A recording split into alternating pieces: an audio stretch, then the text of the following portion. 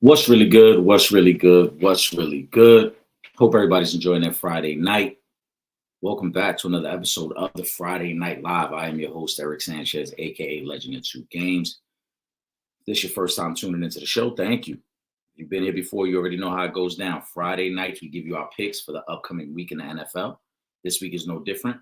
Doing a whole slate of week 6 games. We got some bold predictions for the NBA season. We got questions and comments already in there, so we're going to get to those in a minute. My brother Will Gordon will be joining shortly. But make sure you guys are subscribed to the Sanchez Show. Again, we go live every Friday night. And if you've never tuned in the past, just to give you a heads up, on Sunday, myself, Trip Young get together, collaboration, Real Fans, Real Talk, the Sanchez Show, as we give you a recap of the week in sports. Shoot me a like, shoot me a comment. You see the social media handle. Let's get into some things, man.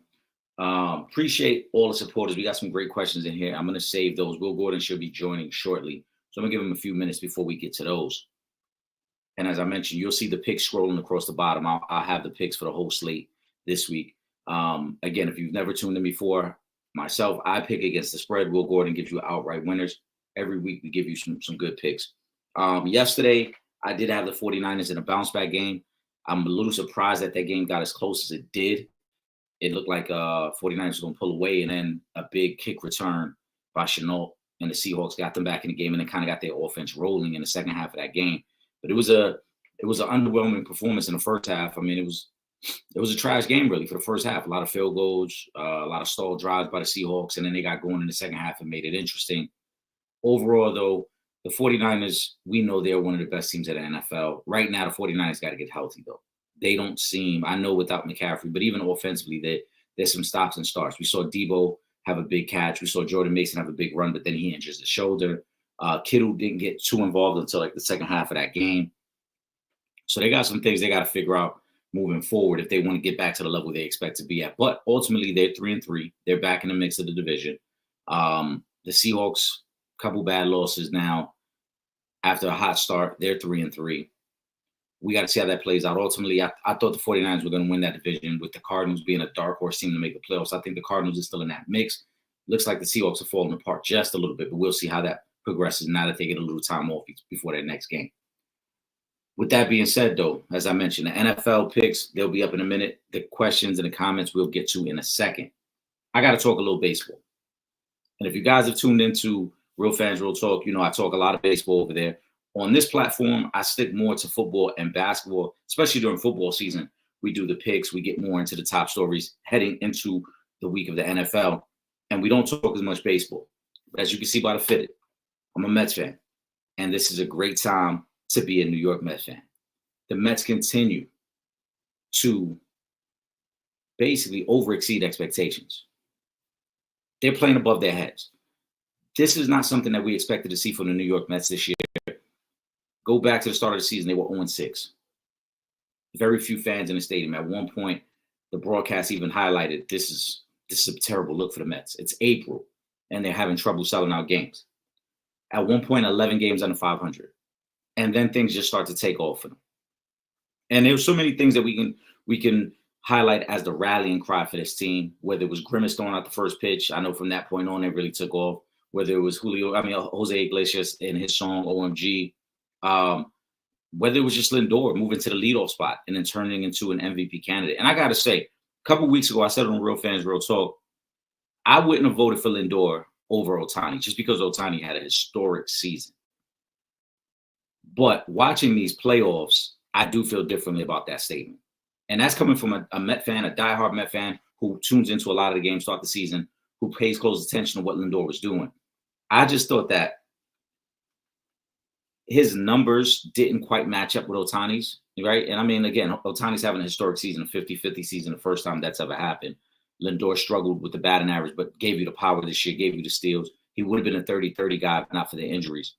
But him playing every day at short and then producing at the top of that lineup and being the catalyst for everything. And then to see how this season ended off, right? He hurts his back going into the last week of the season. You're not sure how healthy he's going to be, if they can even make the playoffs. He pretty much misses the last week and a half of games leading up to that doubleheader in Atlanta, and then hits the key home run to win that game in Atlanta and the second in Atlanta, which was the second to last game of the season.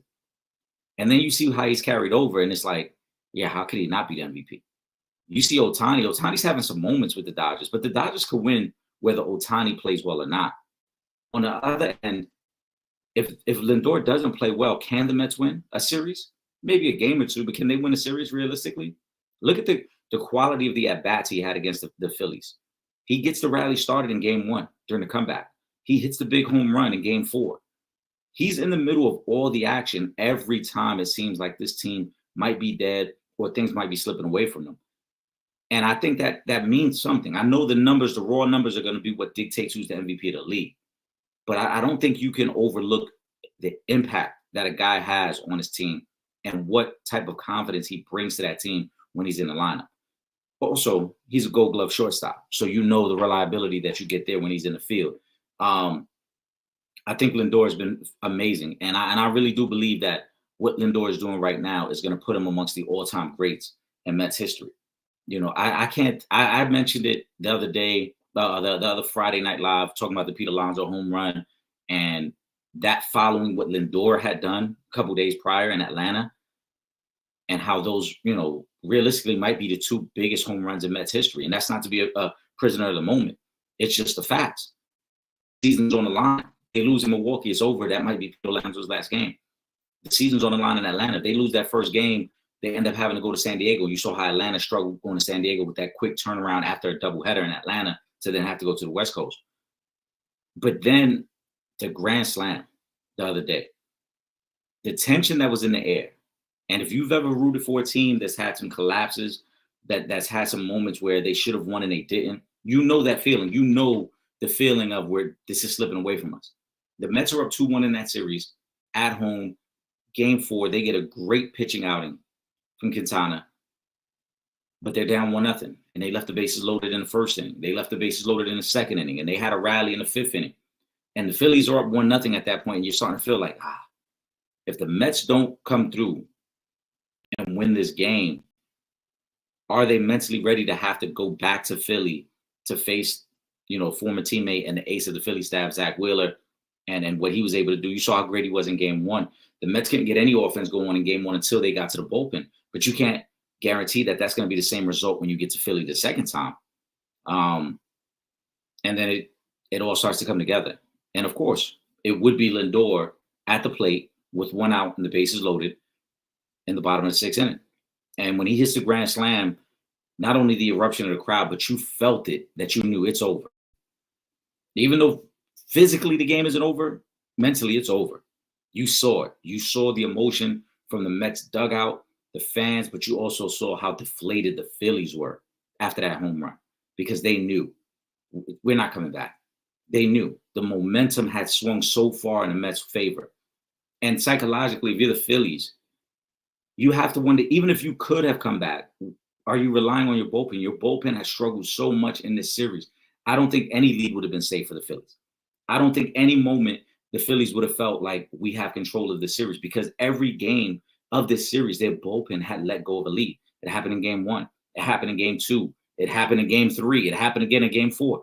Every game and every time it felt like the Phillies felt like they stabilized things and got a little bit of control and settled the emotions down, the Mets would strike. So you knew at that point, once the Mets go up, it's over. Even if you can come back, you have no faith in your bullpen to hold any type of lead, because the Mets have gotten to your bullpen in every game of the series. Shout out to the Mets.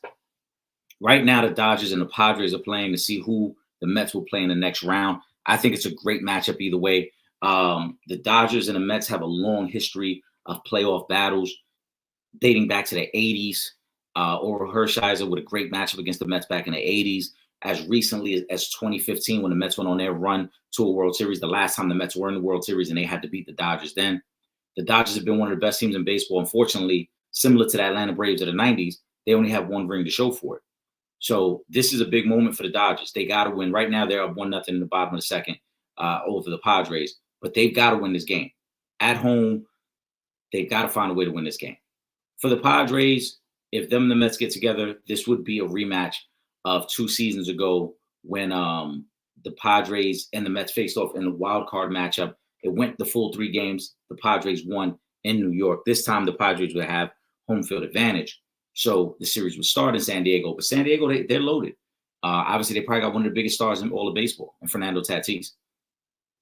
Great series either way. I'll reserve my prediction until we know what the matchup is. That matchup will probably start on Sunday, I believe. I got to double check.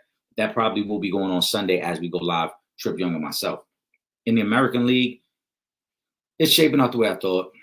I know tomorrow we get Detroit against the Guardians in a pivotal game 5 to determine who's going to play the Yankees. The Yankees will have home field in that series. I said from the start of the playoffs, I really thought it was the Yankees and Astros who would, one or the other would come out of the American League, and the Astros have had the Yankees number. The moment the Astros are out the way, and even to a lesser extent, I think the moment the Orioles were out of the way, it created this path for the Yankees. And that's not to minimize what the Yankees are doing. You still got to play who's in front of you. You still got to win those games. But I just feel like with the Astros out of the way, with the more experienced Baltimore Orioles team out of the way, the path is clear.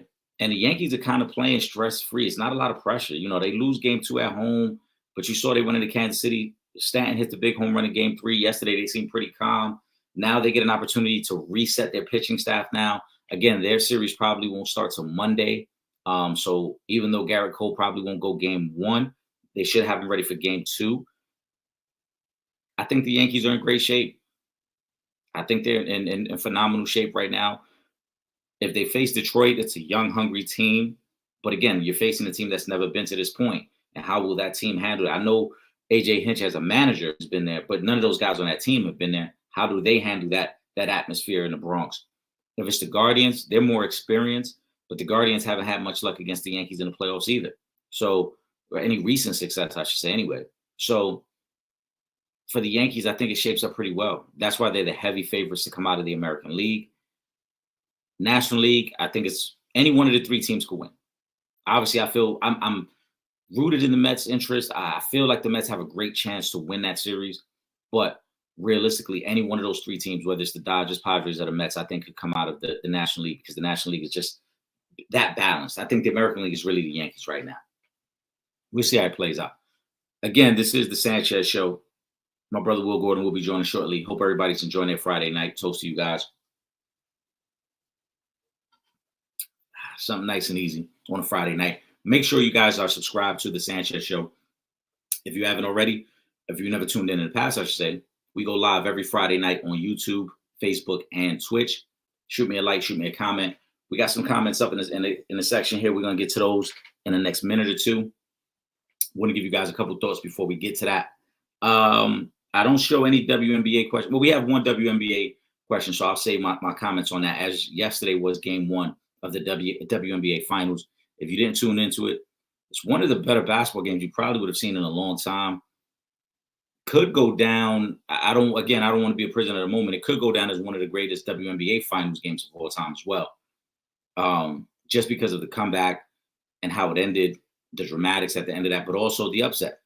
The Minnesota Lynx going to New York, the best record in the WNBA this year. The Liberty coming off of the emotional 4-game series victory over the Vegas Aces, like kind of redeeming themselves from the WNBA finals last year. And they lose game 1. So I'll wait and get a little more in depth on that. Shout out to Kyrie Thompson. I see a question on that. We're going to get to that in a second. One other thing I want to get into, NBA season is right around the corner. Will Gordon and I, if depending on the time, we might get into some bold predictions tonight. We will see. But I'm super excited to get to it. A lot has been made about the Karl-Anthony Towns trade to New York. Got to watch them a little bit in preseason the other day. They look good. But I don't want to make too much about preseason because I'm already on record as saying my thoughts and reactions to this team will not be based on what they do in the regular season. This is all about the playoffs and if they can get over the hump of the Celtics. Philly's really good. Milwaukee's still a threat. If the Knicks can get past that point, if the Knicks can come out of the East, then the trade is a success.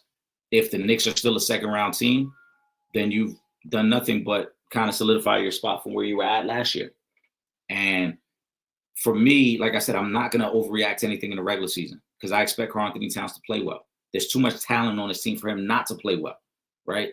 there's been debate if they have the best starting five in basketball. And if you want to have that debate, that's fine. You can have that debate. To me, that debate means absolutely nothing. It means shit.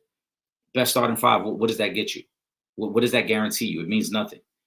But if Karl Anthony Towns can be the piece that gets him over the hump of coming out of the East, then you're saying something. Then we're talking about something legitimate now. So for me, I won't overreact to any regular season stuff. I won't overreact to any particular performances he has. I will be rooting. I will be watching. I'll be excited for the moments and the highlights that they create, because I think Jalen Brunson is going to have another MVP caliber season. And I wouldn't be surprised if Jalen Brunson, his numbers dip a little bit in terms of points per game production, because he's going to have more outlets, other guys that can score and kind of take the scoring load off him. I also think secretly and sneakily that the Knicks got better with their bench guard production, because they have better point guards and distributors on their bench now. So I wouldn't be surprised if Jalen Brunson stat-wise kind of falls back a little bit. But overall, I think he's going to have an MVP caliber season. He'll be an all-star again. Karl Anthony Towns will be an all-star. And then you're going to see probably the best perimeter defender combo in Bridges and Anunoby do what they do. And the Knicks are going to be good. The question is, can they be good enough to get out of the East? Can they be good enough to really make that push now and close the gap between them and Boston? Because I still think there's a gap. I still think that there's a significant gap between those two. You can't just say because you got Karl Anthony Towns, you're as good as the Celtics. I don't agree with that. I don't think that they're there yet. They got to prove it, and they get an opportunity on opening night to do that. We'll see if they have closed that gap, because last year they got dominated in those games, point blank period. And last year was one of the better Knicks teams. It wasn't like they were some slouch. They were a really good Knicks team, but they couldn't handle Boston's length pause. They couldn't handle the spacing of the Celtics last year. So I want to see how they fare opening night. That'll be a great test to start the season. Both teams fresh. That game is in the Garden, I believe. I don't think that's in Boston. I'll double check. But either way, it's a great matchup. Again, this is the Friday Night Live. Make sure you tune in. Make sure you subscribe. We go live every Friday night over on YouTube, Facebook, and Twitch. I'm going to start getting some of the questions. As I mentioned, I'm expecting Will Gordon to be joining me shortly, but I'm going to start getting to some of these questions. And before I do that, shout out to the supporters. I see you guys, Tyson, Kyrie Thompson. Excuse me. Let's see who else we got in here. Ron. Appreciate you guys. I got the pick scrolling across the bottom of the screen. If you've never tuned in the past, I tell you guys, send in your questions, your comments. I'm picking every game, and you're going to see everything at the bottom of the screen. You're going to know what I'm going with this week. And I got nothing but winners, man. Now let's get to some questions. We're going to go to Tyson because he was the first one in here. Tyson says, what team should go all in for Devontae? And he's referring to Devontae Adams, wide receiver of the Las Vegas Raiders, who recently said he wants out. I kind of profiled a couple of teams on Sunday, Tyson. I'm going to go back through those again. If you're going to say which team, what team, I think I'll say two. I'm not going to include the Kansas City Chiefs because the Chiefs are two-time champs and they don't need Devontae Adams. We know that. Now, could they use him? Absolutely. Rashee Rice is going to be out for a significant amount of time. We know they're down to their backup running backs at this point. Could they use a guy like Devontae to really become a playmaker next to Travis Kelce and then open up the field for Xavier Worthy? Absolutely. But I'm not going to include it. I'm going to go with teams that I think are a little more desperate and need him to actually get over the hump. And for me, that would be the Buffalo Bills, the Baltimore Ravens. Those are the two teams that stick out the most for me. When I look at the NFC side of things, pretty much every contender has their receiver room set. So I don't think Devontae's needed in Detroit or Green Bay or San Francisco. Philly doesn't need him. Tampa doesn't need him. These are the best teams in the NFC. None of those teams really need him. Maybe Dallas goes in to go get Devontae Adams and make the big splash and pair him with CeeDee Lamb.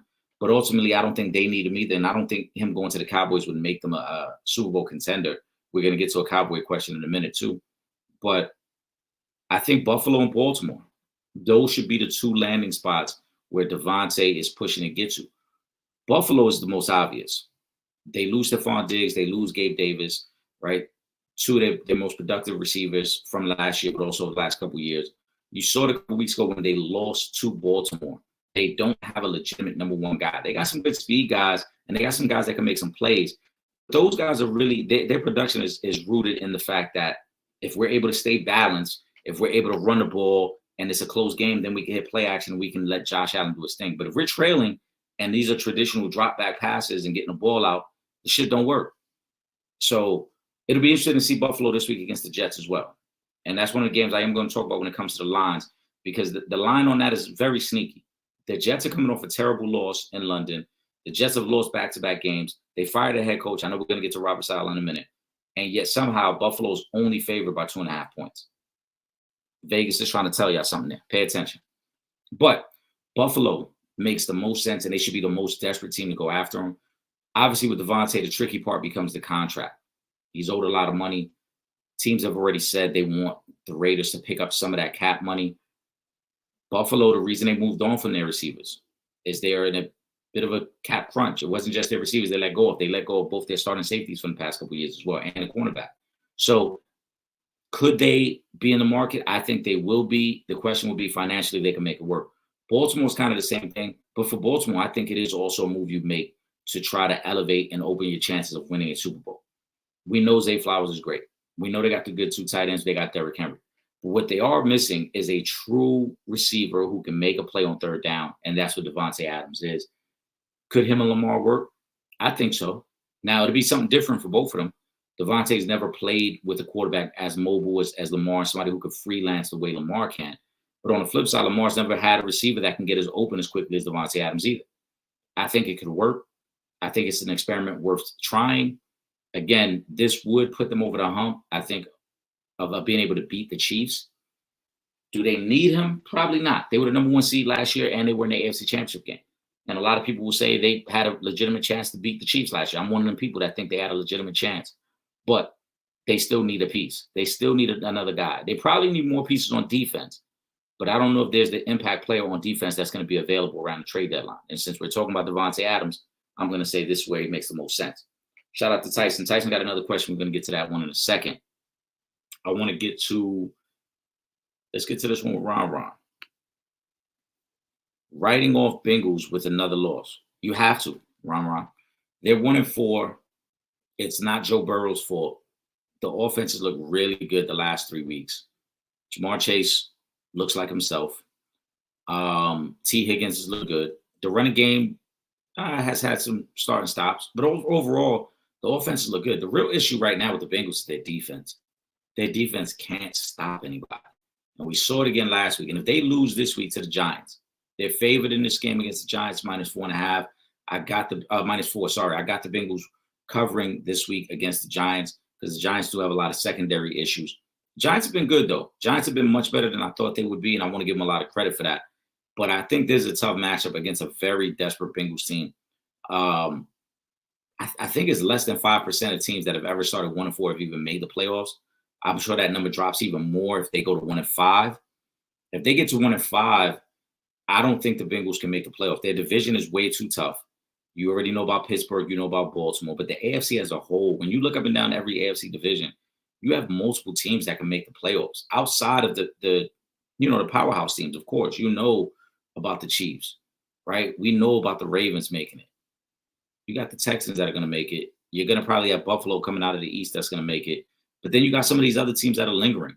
You got the Broncos. You got the Colts that are lingering. Obviously, Pittsburgh is in the mix as well.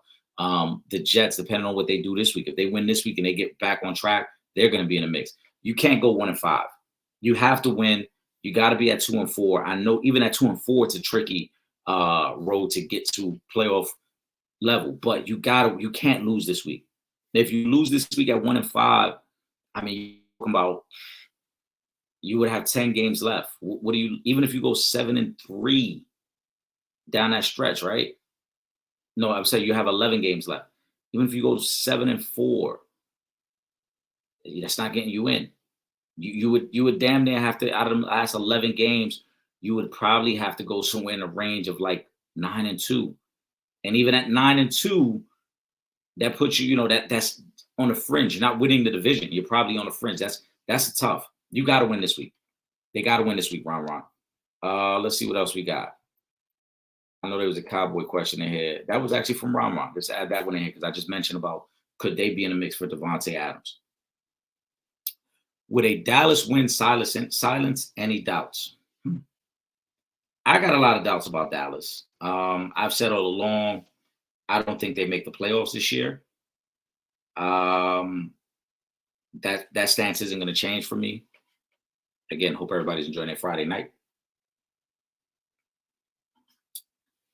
They get a Detroit team that seems like they got themselves righted last week with their win over Seattle. And Dallas, a win by Dallas, I still have questions about their running game. I still got questions about their defense. This is one of them weeks that I think their defense is still going to struggle. Their defense only looks good against inferior competition. Shout out to Will Gordon. Will, once you're ready, give me the thumbs up. I'm bringing you on live. So to me, I don't think it silences any doubts because they would be an impressive win, but can they sustain that? Now, and I also don't think they win this week. As you can see across the bottom line, I like the Lions. Lawrence is out. There's questions about Parsons if he will play. Again, this running game isn't good enough. If without any pass rush, the secondary is going to really struggle against what the Lions do and how the Lions are able to air it out. Also, the Lions can run the ball, and Dallas is a bottom 5 team in stopping the run. If you play fantasy, if you got Montgomery, if you got Gibbs, this is a good week to play those guys because they're probably going to have some good production this week. You might even get an anytime touchdown from either one of those guys because, again, the Cowboys struggle to stop the run. So for me, like I said, Ron, no, it wouldn't silence any doubts. I would give them kudos. I would say, yeah, it's a good win. I fuck with it. But I still don't see – I don't see the Cowboys winning this division. I don't see the Cowboys as a playoff team right now. So for me, no, they need more than this week. And going past this week, Dallas got to be careful. I believe I highlighted this, if not last week, the week before. Their schedule gets a little trickier over the next few weeks. And so right now they're sitting at 2-3. If they win, yeah, it looks great on the surface and it looks like, hey, they're getting themselves together. But after this, they got the 49ers, they got the Falcons, they got the Cowboys, they got the Texans, they got the Commanders. That's their next 5 games. Like, this shit could fall apart really quickly. Will, I'm going to bring you in on this discussion. This is perfect timing, my brother. What they do, baby? The other half of the opinionated ones is in the building. Will Gordon, how you doing today? What's going on, man? What do you do? You know, we got a lot to get into. I saw, and I wanted to get into your post about Robert Saleh because I saw you had posted something about that as well.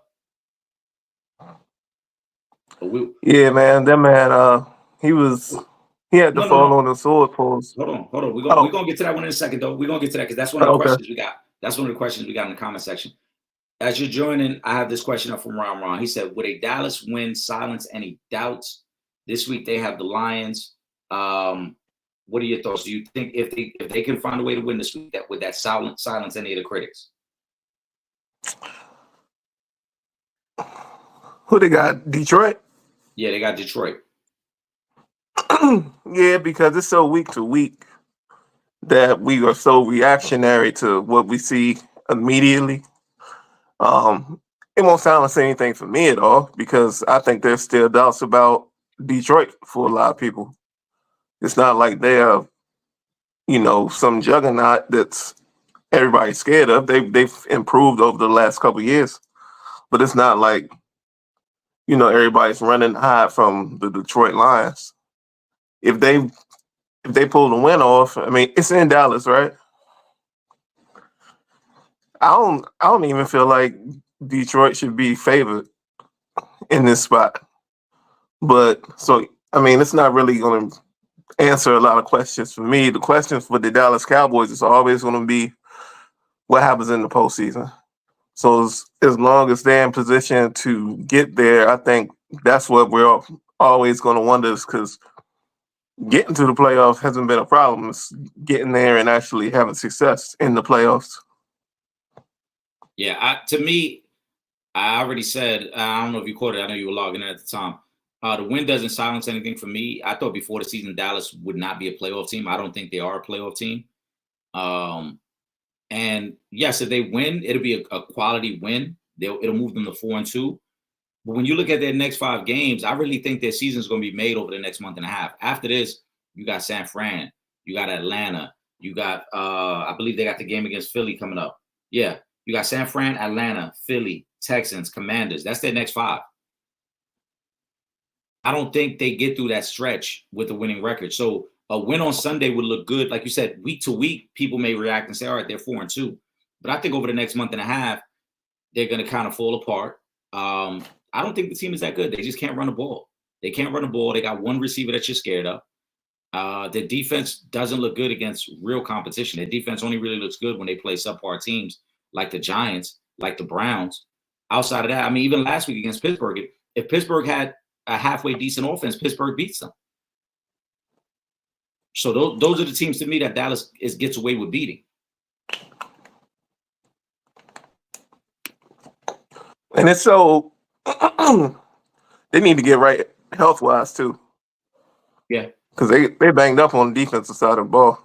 They might be missing both their best linemen with Lawrence and Parsons. Lawrence is already ruled out. I think Parsons is ruled as questionable right now for Sunday. Without those 2 guys, I don't think they can beat Detroit because they already struggle to stop the run game. And then if you can't get a pass rush, Jared Goff might have a big game against those guys, against that secondary. Mm-hmm.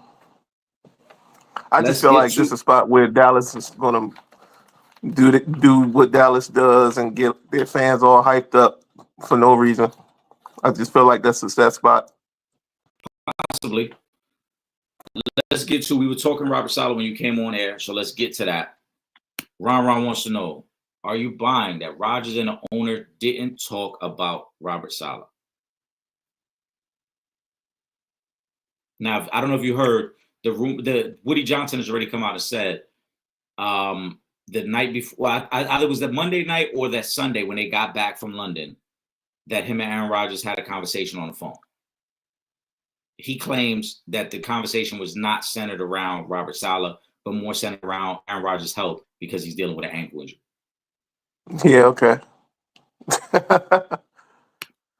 Yeah, that's probably been in the works for a long time.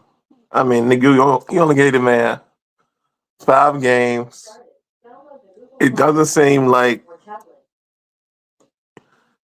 I didn't know the leash was going to be that short. You know, Aaron Rodgers is influential when it comes to staffing and stuff like that, but I didn't know it was going to be like this fast. So, I thought you'd at least give him a season with the quarterback, but it's definitely an Aaron Rodgers call.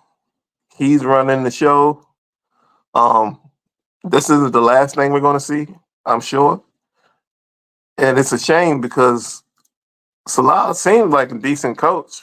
I mean, they haven't really improved numbers-wise from where they were last season.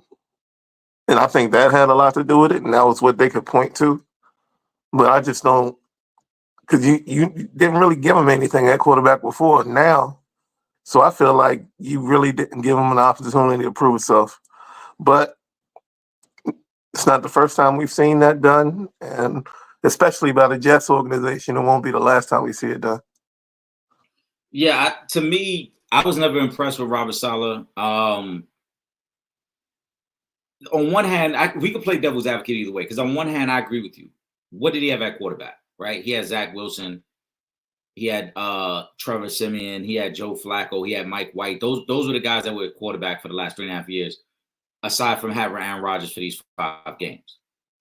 On the other side, though, I think Robert Saleh, he signed up for something that he thought was going to look great for him and didn't have the vision to realize, like, if this shit goes left, I'm the one that's going to, like you said, fall on the sword. Because if the organization goes in on Aaron Rodgers now is calling the shots. And we see that because what was one of the first moves they did? They get Aaron Rodgers, and then they get Nathaniel Hackett to be the offensive coordinator, who was his offensive coordinator in Green Bay, right? So now you already see they're going in on the things that Aaron Rodgers wants. Also, they went inside Alan Lazard and Randall Cobb last year. They went and got guys that Aaron Rodgers was comfortable with. So you knew who was running things in that organization and who had the ultimate say-so. So Robert Saleh signed up for something ultimately thinking this will look great for me, but not realizing if it doesn't go well, I have no voice in this. I was of the thinking originally too, I laughed about it with people, but I was of the thinking too, like, damn, he got done dirty. Like, they come back from London, he gets fired. But then when I heard about the timeline of everything happened, and to answer your question, Ron, I say this: they absolutely spoke about Robert Saleh. Nobody can tell me they did. They That's absolutely spoke probably all about they Robert Saleh. did talk about. And here's the That reason. was probably the whole conversation. Yeah, they absolutely did, and this is why I feel so strongly about the fact that I know they spoke about it. The timeline goes: they get back from London. It was an awkward flight back because everyone knew something was going to happen. The initial conversations that people thought were happening was that Nathaniel Hackett was going to get fired. On Monday morning, when they get to the facility, Nathaniel Hackett sits down with Robert Saleh. Robert Saleh tells him, "We're stripping you of play calling duties. You're no longer going to be calling the plays on Sunday." Nathaniel Hackett was okay with that. At some point Monday afternoon, Monday evening is when Aaron Rodgers and owner Woody Johnson speak. The next morning is when Robert Saleh gets fired. So I don't think it's coincidental that within 24 hours of you demoting my guy, that you get fired. I'm sure Aaron Rodgers voiced his displeasure with that. Hey, I like Nathaniel. Now, to be fair to the Jets, and like I said, this is why I say you can play devil's advocate either way. They still demoted Nathaniel Hackett. It's not like they reinstated him as like, oh, you're playing calling the plays. They still have demoted him as the play caller on Sundays. So they've seen overall, I think there was an issue with the head coach, with the offensive coordinator. But historically, when the team is bad, you normally the coordinator is going to chop and block first before the head coach. So the fact that Saleh loses his job before the offensive coordinator speaks to the point of what you and I are saying. Aaron Rodgers probably voiced his displeasure and said, "Look, I'm not the biggest fan of Robert Saleh. If you move on from him, I'm okay with that as long as you keep my guy Nathaniel Hackett." I think that's what happened in that conversation. And I think what something else to kind of put it over the top was the escorting him out of the building by security and not allow him to address the team at all. That was like, did he flip out in there? Like, was he flipping over tables or something? Like, what's from what I heard, I'll say his name, but Peter Schrager, who's on the NFL Network and is rooted in New York, he was the one reporting on this. He said that the meeting between Robert Saleh and Woody Johnson lasted no more than 10 minutes. So I think they got to the point pretty quickly. I think Woody Johnson probably said whatever he had to say.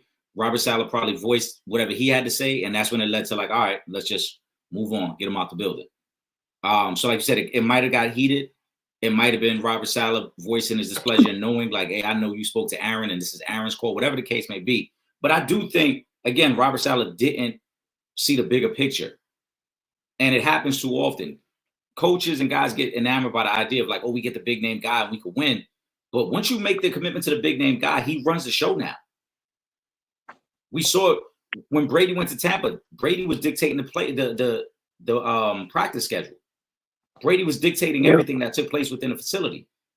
That's what happens when you go after a marquee guy, especially a quarterback. He's going to dictate how things go. You're not going to have the same control anymore. And you got to be willing to kind of concede that with the hopes that you win. If you don't win, this is what's going to happen. Now, I also want to ask you this, though, Will, because I was thinking about it. The Jets are in a tough position because, yes, I understand it's 5 games in. But the Jets are truly in win now mode. Because if this doesn't work, where do the Jets go? There is no like, yeah, they got some pieces moving forward, but there's no future there. And I think a part of it was Woody Johnson kind of panicking and realizing like, we got to make something happen right now. Because if we don't, Aaron Rodgers probably not coming back next year. At 42 years old, 43 years old.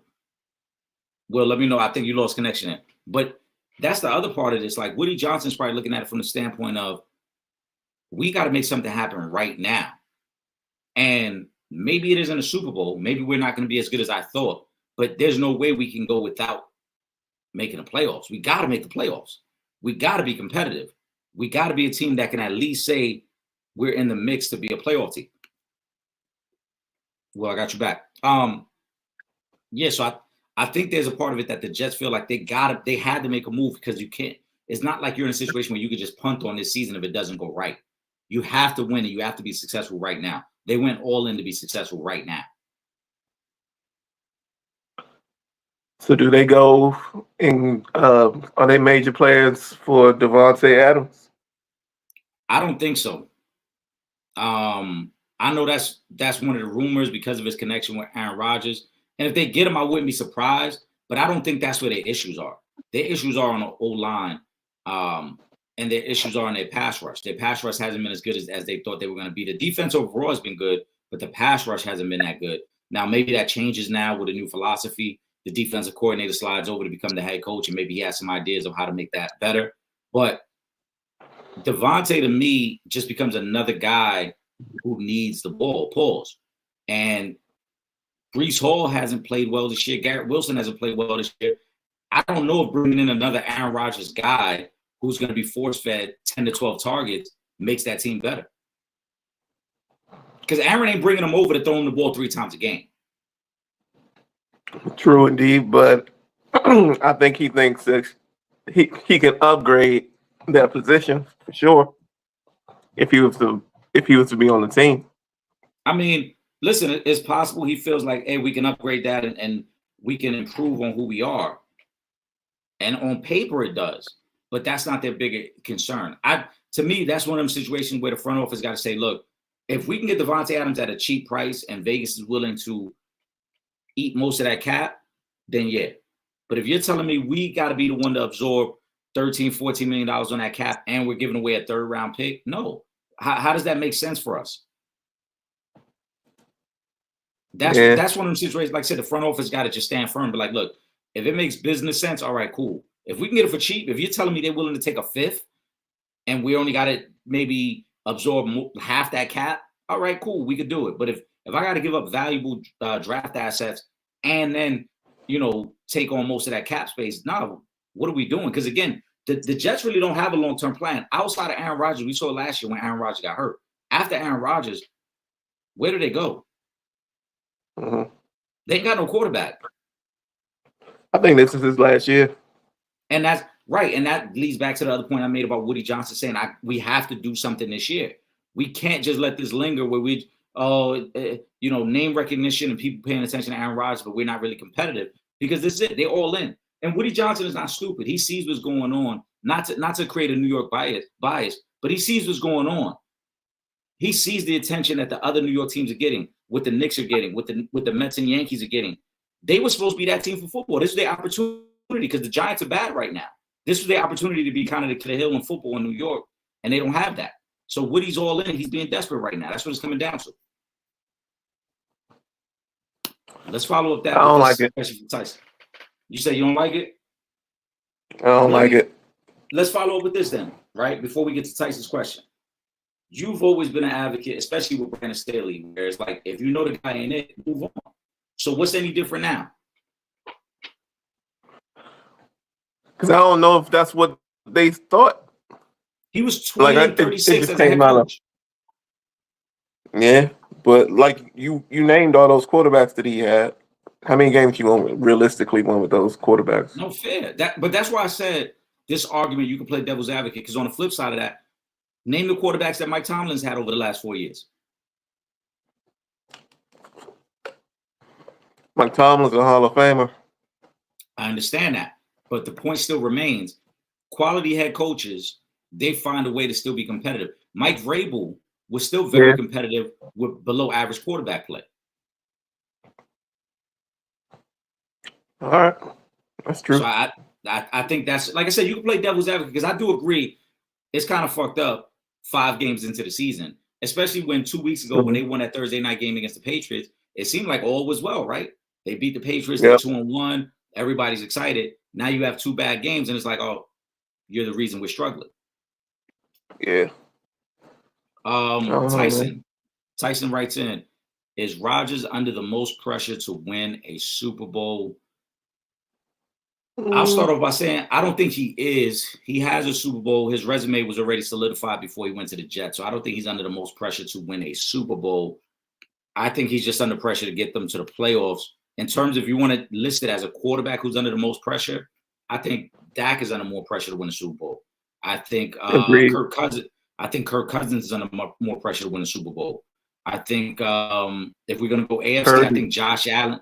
Yeah, I think Josh Allen and Lamar are under more pressure to win the Super Bowl if we're talking AFC guys. But I don't think Rodgers would be under the most pressure. especially with the coaching change.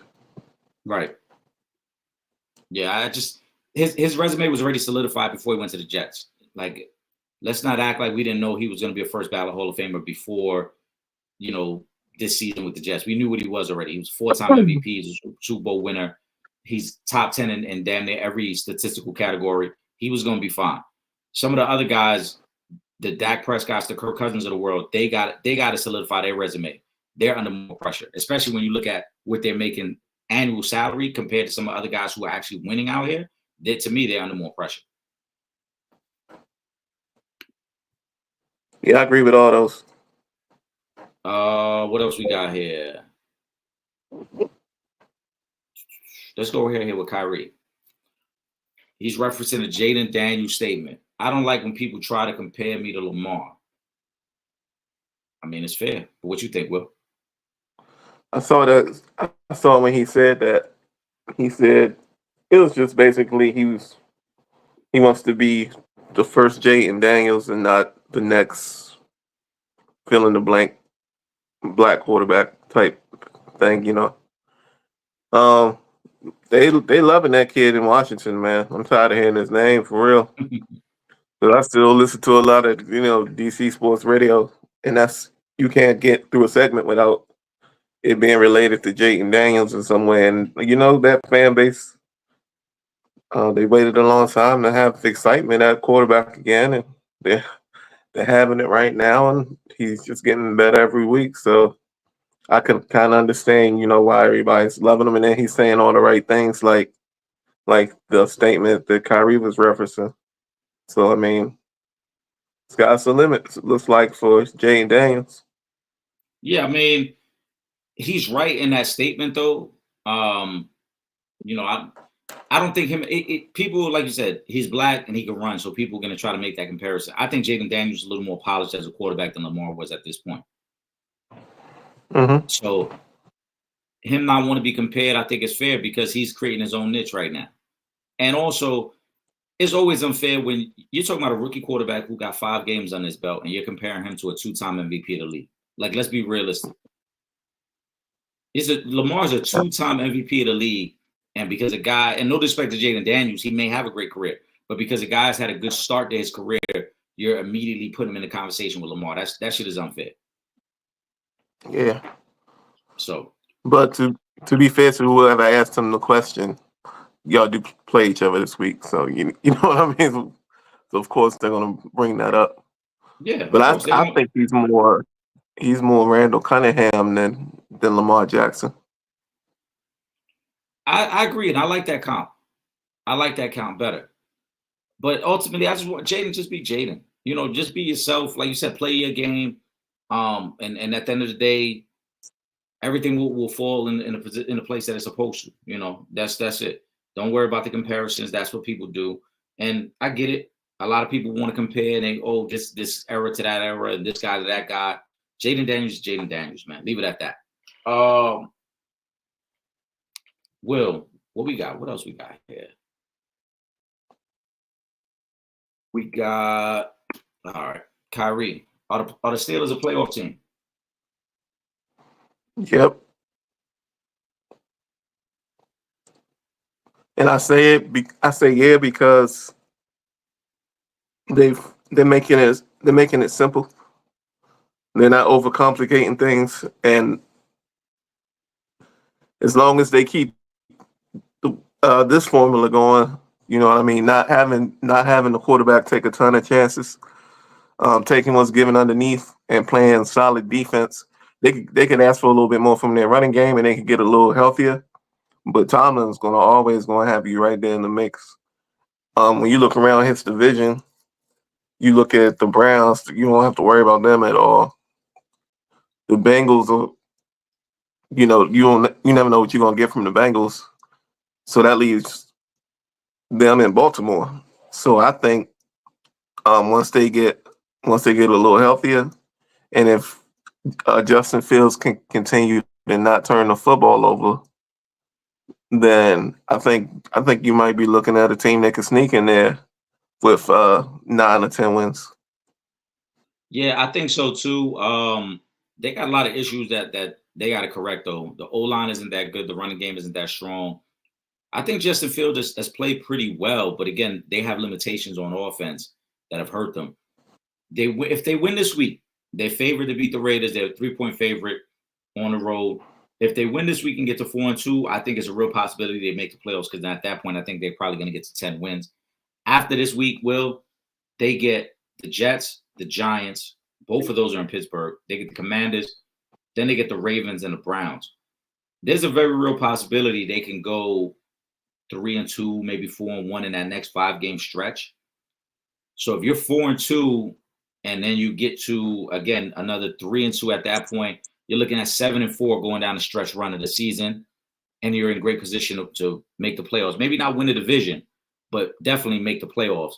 But I think tomorrow is a critical game. They have to win. If they're a playoff team, they got to win the games they're supposed to win. And this Raiders team is the team they're supposed to beat. Especially, I know the Raiders have kind of been up and down. No Devontae Adams. I think Antonio Pierce is doing the best job he can out there with the limited resources they have in Vegas. But if you're the Steelers, if you're Mike Tomlin, you got to beat the Raiders and get to 4-2 before you get to that next stretch. Because like I said, they got some good home games coming up, very winnable home games. And then after they get past those games against the Jets, the Giants, and the Commanders, then they get 3 straight within their division. That could give them an opportunity to really solidify their spot. Isn't Aiden O'Connell starting for the Raiders? I think it's still Gardner Minshew, right? Is it? We'll have to check that. I'm gonna double check. Somebody in the comments, let us know. Yeah, let us know if it's something different. But let me see something. Yeah, I think it's because still if it's Aiden O'Connell, Mike Tomlin ain't losing in no damn Aiden O'Connell. I don't know why why I heard that name. It is Minshew. Yeah, it's Minshew. Okay, it's Minshew. What you want to get into, man? You want to do some NBA predictions? You want to get into some picks? You want to get into some TV shows? What you want to get into, man? Let's get into the picks. Let's get into the picks. All right. I got yours scrolling. You want to go with it? No, we're gonna go. We'll go down the list. I got yours scrolling across the screen right now. Okay. Let's see. Hold on. Let's get to it. Week 6. All right. Yesterday, 49ers beat the Seahawks. I had the 49ers. I'm sure you had the 49ers as well. I don't even have that. Yeah, I had that. Right. Yeah. Jaguars, Bears. That's a London game. Jaguars will be out there for 2 weeks. I have the Bears. You have the Bears. I did hear today that the Jaguars were having some trouble getting out of Florida. From what I heard, they just left this morning. So that could play an impact. But I still had the Bears even before hearing the bad news.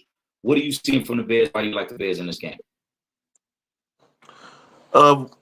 Caleb's getting better every week.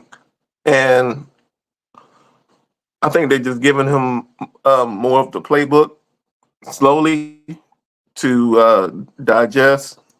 It feels like a pause should be in there. But if they continue to play good defense, because their defense is pretty strong.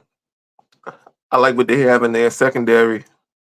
If they can continue to play good defense and they're starting to get healthy on offense too, and get those weapons that we were anticipating Caleb to have at his to his disposal when he was drafted. When everybody was saying, this was the best situation that a rookie quarterback's ever gone into. Now they did have a slow start to the season, but like I said, they've shown a little bit more. You're seeing a little bit more out of Caleb, and that's what you really want first and foremost. I know they're not a typical team that picks first overall, seeing how they won 7 games last year because it wasn't their pick. But what you want to see first and foremost is improvement from the quarterback, and I think we've been seeing that thus far. Yeah, I agree. This was the point when you and I even talked in the preseason where I said once they get to about week 5, week 6, I think Caleb's going to start to take off, and I think this team is going to start to take off. You saw the progression the last few weeks. They've gotten better. Like you said, the playbook has expanded. The defense has been good all season, but now the offense is getting better. DeAndre Swift had a good week last week. I think they're starting to open up the offense a little bit, and it's going to be a good week for them. The Jaguars, this is their season. I don't know if we've ever had two coaches fired coming back from London, but the Jaguars are going to be out there for 2 weeks, and maybe Doug Peterson becomes the second coach that doesn't make it safely back from London. But I like the Bears in this one.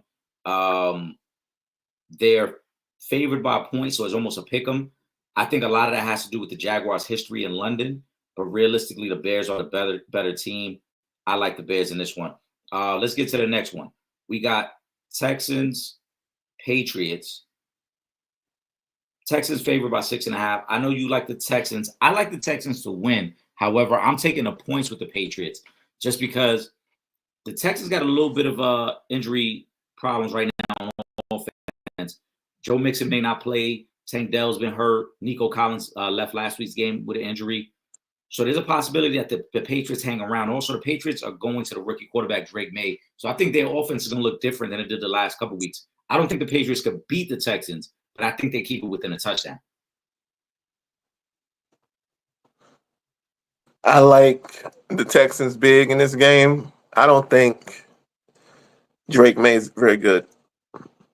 I've seen him, like, I don't watch a ton of college football, but here recently at work, it's been a lot of college football on, like old YouTube games, and then we just let them play whatever plays next. And for some reason, it's been a lot of Drake May games on, and that dude looks regular. At least he did at North Carolina. I don't see. I mean, yeah, North Carolina, right? Yeah. Mm-hmm. Yeah. I don't see first round pick talent. I don't see first round pick arm talent. I don't see first round pick accuracy. I don't see first round pick anticipation. I think this is about to be a disaster for New England and blow up in their face, and you're going to see Jacoby Brissett back in there in about 2-3 weeks, because I don't think Drake May is it at all. I don't think I think Jacoby's done. I think he's done there. The speculation was that they thought about making a change before last week's game against the Dolphins, and for whatever reason they didn't. They decided to go this week. You're right in your assessment. I didn't think Drake May was that phenomenal in college. I just think he has certain attributes that the scouts fell in love with. Obviously, everybody talks about the arm strength. I just feel like there's a spot at home. Rookie quarterbacks on the road, that's different. But at home, there's a different energy, and the different adrenaline. And also, like I said, the Texans are better. It's just that the Texans are a little banged up right now. That's the only reason I think this game stays close. CJ may not have all his weapons at his disposal. Maybe they get off to a little bit of a slow start. Now, DeMeco Ryans is a great defensive mind. He may shut the kid down right away, and they put this game away early. And that we'll see. I just like, again, the 6.5 points at home against a team that's a little banged up. I take the points in that situation, though I do expect the Texans to win. Colts this week are going to Tennessee. Jonathan Taylor's already been ruled out.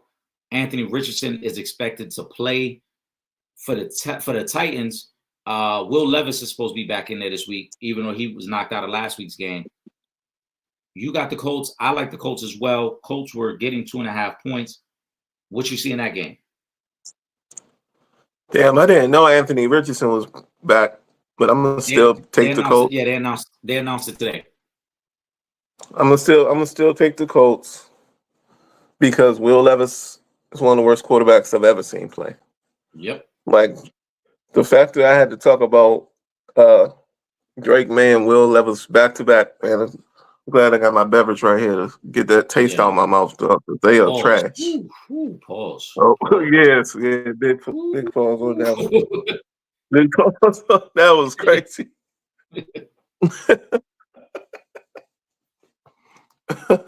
But yeah, he's trash.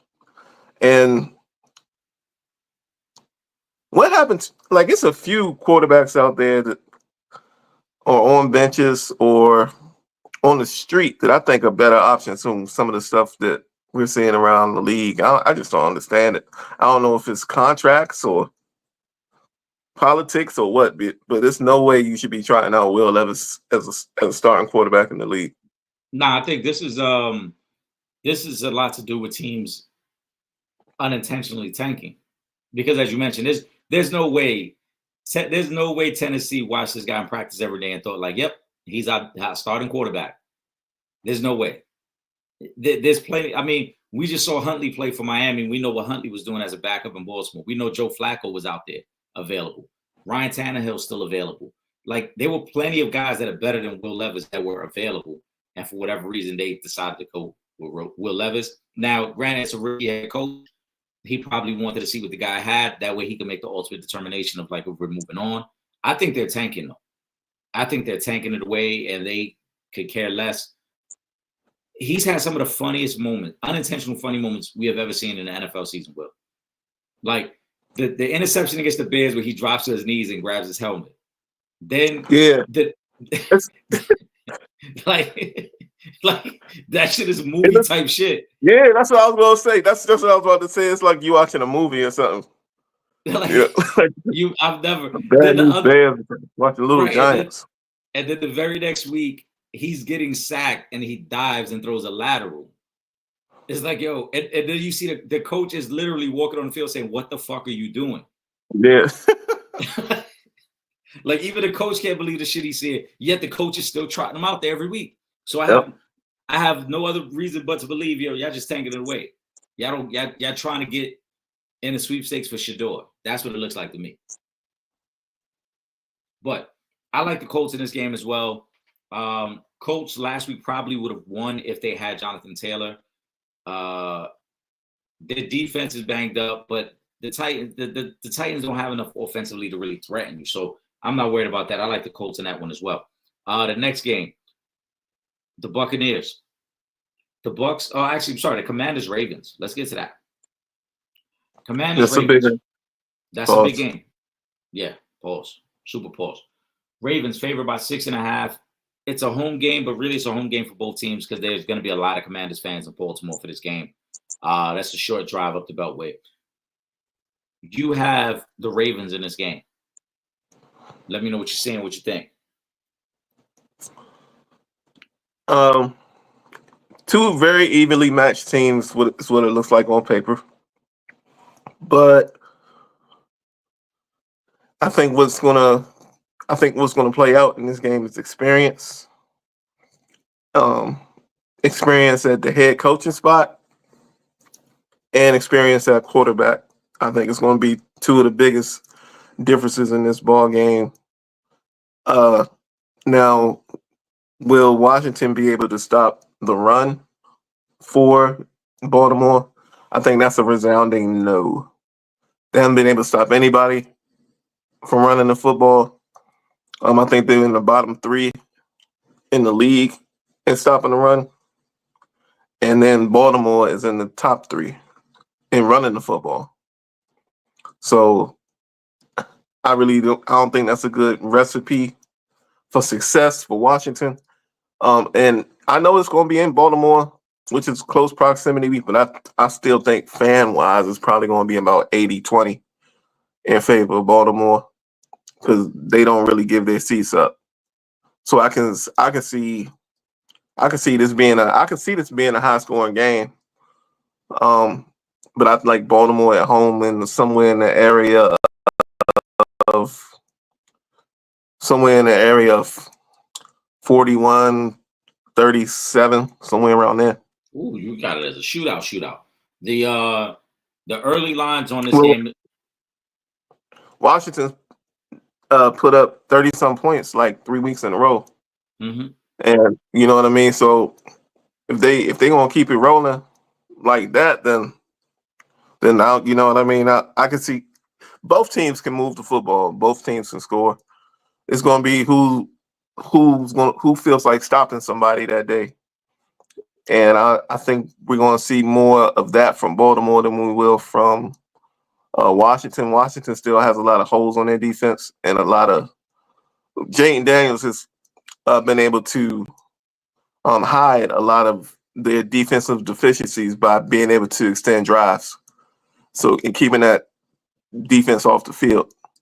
So, but are we going to be able to see that this game with Baltimore with having such a steady ground attack? I think it's going to come down to like I said, the quarterback and the coach, and I think Baltimore right now has the better of both worlds.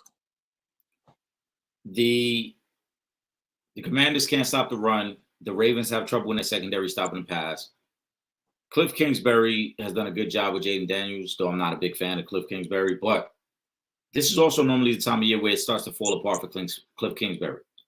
So we got to see if the Commanders' pass game can continue what they've been able to do. I like the Commanders to cover in this game. They're getting a touchdown pretty much. They're 6.5. Ravens haven't shown they can put anybody away. All their games are close. Even when they score a lot of points, they give up a lot of points.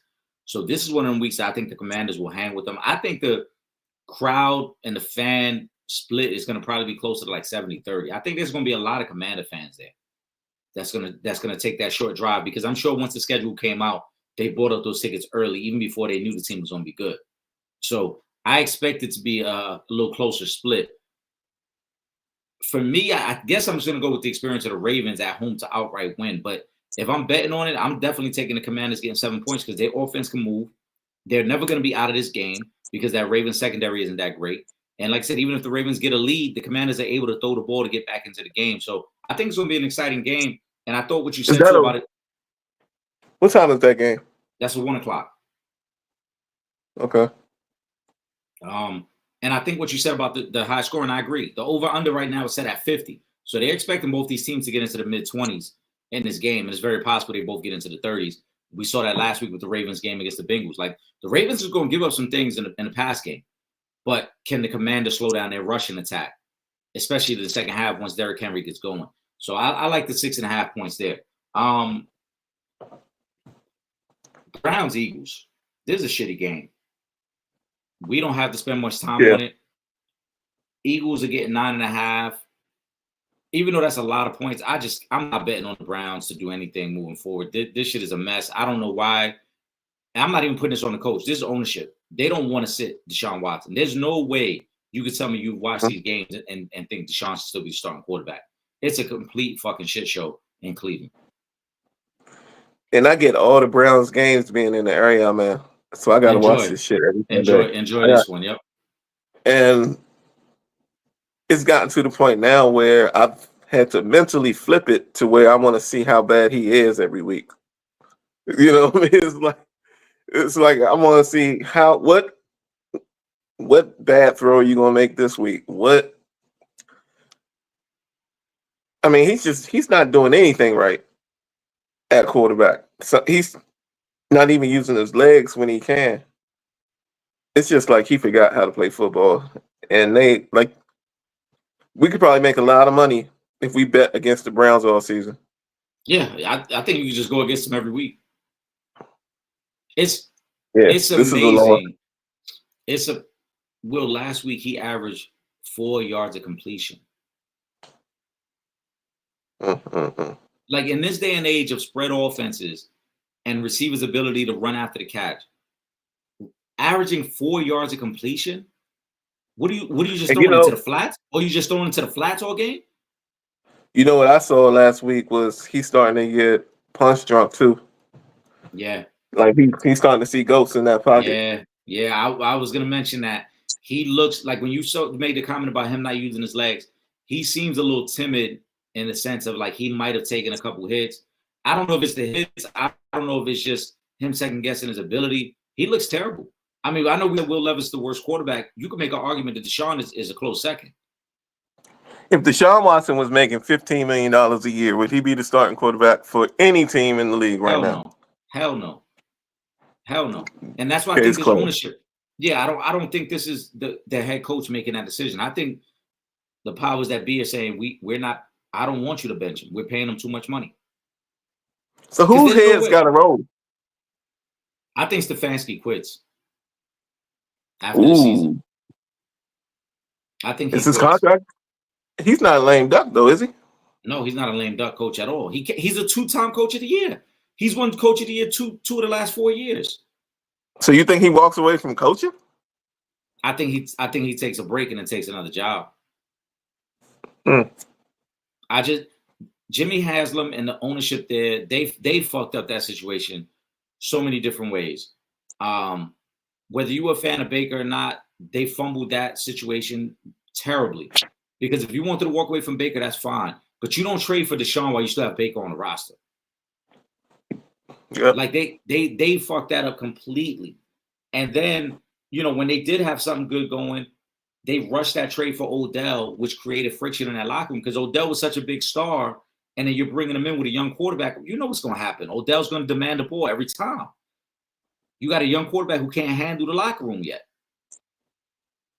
And the Haslam family, I mean, when Baker was there, and this ain't to make excuse for Baker, but when Baker was there, he went through 3 different head coaches in the first 4 years.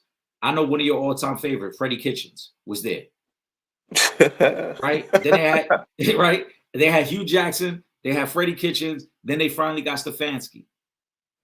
Stefanski made them respectable, and they made the playoffs and won a playoff game. And then they rushed and made that trade for Odell. The wheels fell off again.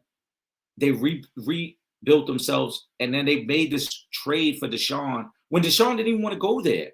The only reason Deshaun went there is because y'all fully guaranteed the money. But if you look back at all the press clippings, his final 2 picks were supposed to be between New Orleans and Atlanta. He was never intended to go to Cleveland. For sure. Yeah, they guaranteed that bag. When they guaranteed that bag, he was like, "Oh yeah." You know what? I could do Cleveland. I'm good. I could do Cleveland. This way. Right. But it's a terrible situation. Mr. Chappelle, right this way. Right. You should have listened to his sack before. Cardinals at Packers. You have the Packers. I also like the Packers. The Cardinals offense has been a little feisty, though. I don't know what's going on with Marvin Harrison Jr. I don't understand why they can't get him in the mix. I think other teams are already focusing on taking him away, is what it is. But teams are focusing on taking Malik Neighbors away, and Daniel Jones still gets on the ball. That's true. That's true. The Cardinals, I don't know what it is, but I don't know if it's Kyler.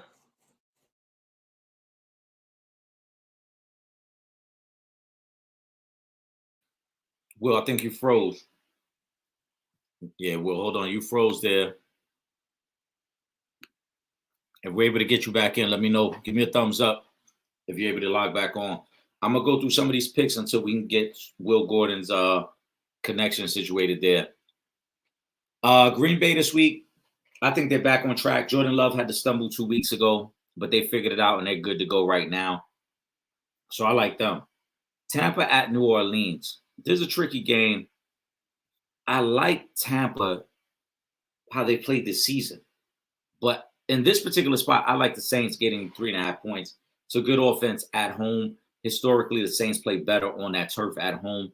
And whenever you're dealing with division rivals, underdog division rivals at home, you kind of tend to lean that way. That's at least I do. So I'm going to take the Saints getting the 3.5. The same thing goes for the next game.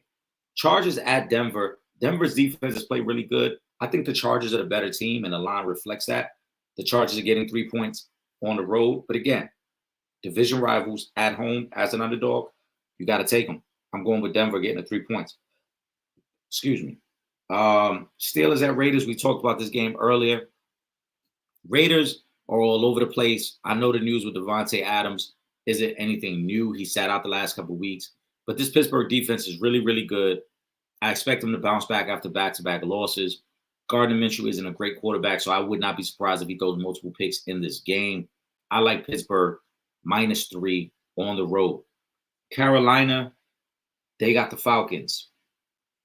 And I might have forgot to put the Cowboys in my picks. I got to put them in there. I'll add that in there. Falcons at Carolina, I should say. Atlanta favored by 6. I like Atlanta to win. I like the Panthers to cover. Same logic as I used before. Division rivals at home as underdogs. Most times they cover. Sometimes they even outright win. Also, the Falcons are flying a little high right now. Don't be surprised they have a little bit of a letdown in the first half of that game. So I like the Panthers to cover. I got the Lions 3.5. Oh, I did add it in there. Yeah, I got it in there. The Lions -3.5. I like them over the Cowboys. These are the games the Cowboys have lost the last couple of years under Mike McCarthy. They look great against bottom feeders. They struggle against the better teams. If they're not going to have their pass rush, we know Lawrence is already out. Micah Parsons could be out. If they're not going to have their pass rush, they're not going to beat the Detroit Lions, who can run and pass the ball. Also, the Cowboys' run defense is one of the worst in the league. I already talked about it at the top of the show. If you have David Montgomery, if you have Jamar Gibbs on your fantasy team, play them this week because they're both going to have productive weeks. So take the Lions there. Bengals at Giants. Giants have been playing good. I got a lot of respect for what Daniel Jones has done recently, but the Bengals are desperate. We talked about it. One of the comments that came up earlier about the Bengals having a win. Shout out to Ron on that one. The Bengals got to win.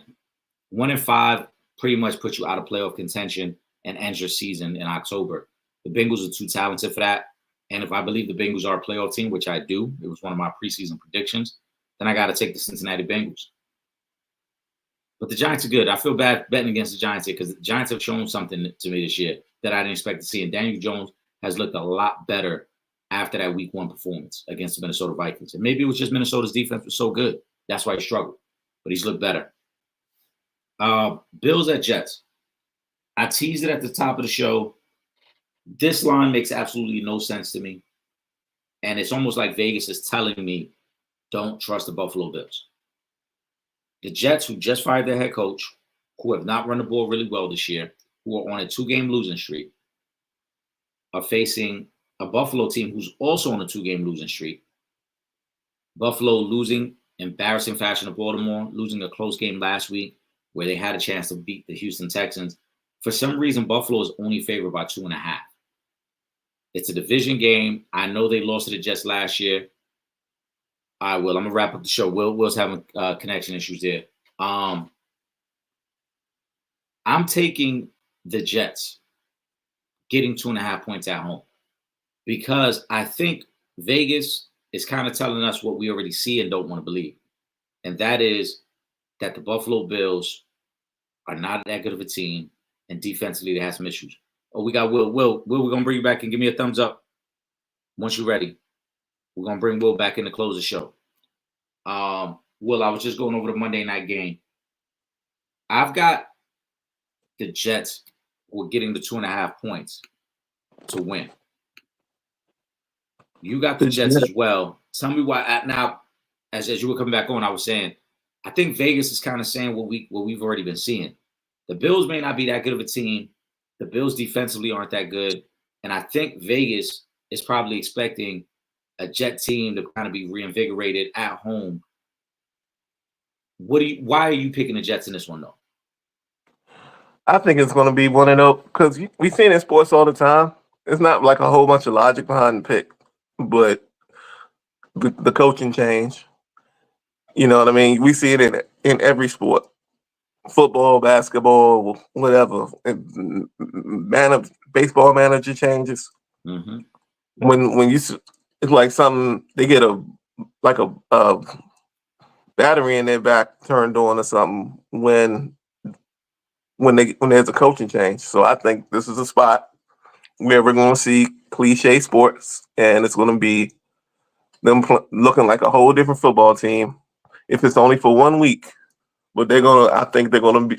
I think they're gonna look like a lot more energized football team than they have, and that's the only reason why I'm picking the Jets. Yeah, I do too, and I'm a little worried about Buffalo from the standpoint of the last 2 weeks when they've played better quarterbacks, their defense has really struggled. Like early in the season when they got fat on, Jacksonville, Miami, Arizona, they took advantage of teams that didn't have good quarterback play. And I think now that they're facing better quarterback play, they look more like the team we thought they were going to look like. And I think that's also what Vegas is factoring into this, that, the Jets have struggled, but the Jets still have a pretty solid offense. Jets still got a good defense. And maybe Buffalo isn't as good as we thought. But I like the Jets in that one. I didn't believe in Buffalo coming into the season, really. I agree. I thought they gave up a little too much on both sides of the ball and thought that Josh Allen was going to be able to just carry him, but it hasn't looked like that yet. I agree. Will, before we wrap up, I know we normally do final take, but let's do something a little different, something that you wanted to introduce. And the show Showing Love. Okay. Who I'm showing love to this week? Oh, this is and it's keeping on sports too. I'm showing love to the WNBA. They're getting some baby steps. They have expanded their season by 4 games next year. They're going from 40 games to 44, and they expanded their final series from 5 games to 7. Hmm. So if that shows the demand for more games, and now they can, the revenue starting to flow in, and we know why. I don't have to get into that, but I'm gonna show love to the WNBA showing some growth today. They're showing some, what I'm saying, that's positivity for that league. And I was wondering if we were going to see anything from this boom of popularity that the WNBA has been experiencing, and this is immediate. We're seeing immediate results. Besides, besides just attendance, but we're seeing immediate results in the expansion of the season. So, love to the WNBA. Shout out to the ladies. They had a classic game one of the WNBA finals yesterday. The Liberty blew a big lead in the fourth quarter, and the Minnesota Lynx are up 1-0 in that series. I'm gonna show love to somebody, a former athlete who is now in this media space, who is really doing his thing. And what I really like most about what he's doing is the love he's receiving, because I think people forget how good he was. He's one of my favorite basketball players of all time, Carmelo Anthony. 7 p.m. in Brooklyn is a very quality show. I don't even want to call it a podcast because the sit down and the arrangement is not really like a podcast. Um, Hmm. but I think it's dope hearing him tell stories. It has a great mix of him telling life experiences, but also touching in on the stories of him being a former player. He recently, when he had Fab on the show, who you and I both are big fans of Fab, and he was talking about like what it's like to be at this stage in his life where his son is informed enough to know who he was as a player, but obviously just a little bit removed where his son still goes back and watch YouTube clips of him. And I think it's super dope that you see a lot of people showing Carmelo Anthony love because towards the end of his career, unfairly, a lot of people judged him purely based off not winning an NBA championship. And they forgot how good he was as a player. And Will, I mean, I think you agree with me. I think a lot of people within the culture actually favored Melo more than they favored LeBron, really, when they were young players. Oh, absolutely, People gravitated absolutely. more to Melo. And like I said, when the conversation through a lot of sports media outlets turned into championships, people started to sour on Melo as if like he was the reason his teams weren't winning championships, as opposed to him being the reason that was carrying a lot of trash ass teams. So kudos to him for kind of reinventing himself in this space and then starting to get the flowers I think that he deserves. Why do you think that is that he was more revered on the block than LeBron was? Because it's definitely true. I think I just think his whole his it was everything about him. I think the way he carried himself, we saw it early on at Syracuse, the way he carried himself, um, his connection back, like he never, you and I always joke about it, but he never hid his connection to West Baltimore. We know about the Stop Snitching DVD and tape that was out. You know what I'm saying? Like he never hid from that way. I think Braun early on tried to present this very clean, corporate friendly image. Melo was willing to be like, I am who I am. I got, this, I'm from Brooklyn. I mean, I'm from Baltimore. I was born in Brooklyn. This is who I am. Like his attire, the way he dressed, everything. It just seemed very organic for Melo, whereas LeBron it seemed very forced at times. Braun to me never came across that's who he really was. Melo always seemed very authentic, always seemed like what you see on the surface is who he is. And I don't know if I told you I got the opportunity to meet him one time with my daughter. He signed a basketball for my daughter. He was very generous about it too. Like he was cool about it. It was no issue to him. Like, yo, whatever you need, he sat there and spoke to my daughter for a few minutes. And he just always came across as very genuine. And seeing him in New York and seeing the connection he had to the people, a lot of people don't know he's half Puerto Rican. He goes back to Puerto Rico and does a lot of charity work in Puerto Rico as well. So I just think he's always come across as very authentic, and that's why the people have gravitated towards him. Hmm. What That do you show think? is, well, I mean, I think it's all true. Everything you said is true. I think also, um, people perceive like, either if you think he from New York or from B-more, people perceive those cities as a little more we'll say rough around the edges and grimier than Akron, Ohio. At least Maybe. on a national scale. And I'm in Akron. Like, I gotta go to Akron for something here in the end of the month. And man, every city got their hoods or whatever, you know what I mean? But before LeBron, when did you ever hear Akron, Ohio be mentioned for anything? Yeah, but You know I what I'm don't saying? think the But city itself plays a major factor because like the culture gravitated towards Jamal Crawford. Like I just think when you authentic and you like you grounded in like this is who I am, take it or leave it, people gonna fuck with you.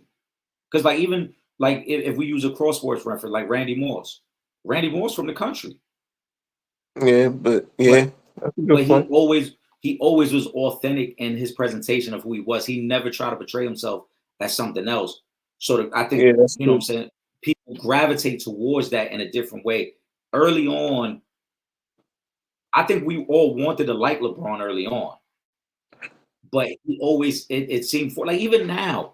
I don't know if you saw the clip and not to turn it into like a LeBron slander situation, but like when they asked him about Bronny and he used a reference of when like Bronny was 5 years old in a Oh little man, league I saw game. that cat. And I knew he was gonna be. It's stuff like that where you be like, yo, I saw you that cat. seem so scripted in the shit you say.